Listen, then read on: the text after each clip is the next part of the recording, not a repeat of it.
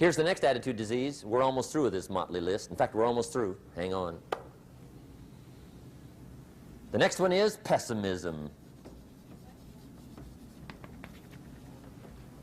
Pessimism, the deadly disease of always looking on the bad side, the problem side, the difficult side, checking all the reasons why it can't be done. The poor pessimist leads an ugly life.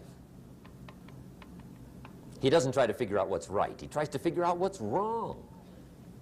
He doesn't look for virtue. He looks for faults. And when he finds them, he's delighted. How ugly. This is the poor guy who looks through the window, doesn't see the sunset. He sees the specks on the window.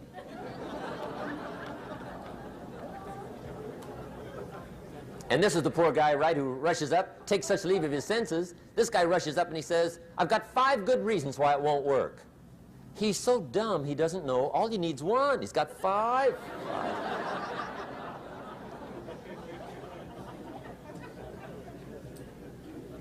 To the pessimist, the glass is always half empty. To the optimist, the glass is half full. Why would the same measure affect people 2 different ways? Answer, it all depends on how you look at it. Our lives are mostly affected by the way we think things are, not the way they are. The way we think they are affects us most. There's a subject we don't have time to get into tonight called better thinking habits. One of the major things Shove taught me when I met him, he said, poor thinking habits keeps most people poor. Not poor working habits. Most people work hard, but they don't think hard.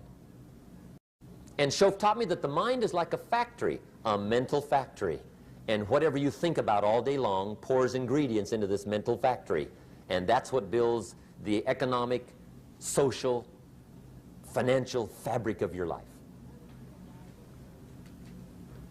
He quoted me a Bible phrase that says, as you think, so you become. How awesome. When he talked about poor thinking habits, he had me. I used to start the day reading the morning newspaper. I mean, you can believe that or not.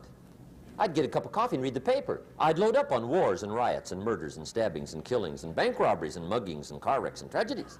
I'd even read the back pages. I seem to like that stuff for some weird reason. I'd load up on all that, and then I'd start the day. You can imagine the kind of days I used to have. You walk around on your financial knees. They call you economic peewee.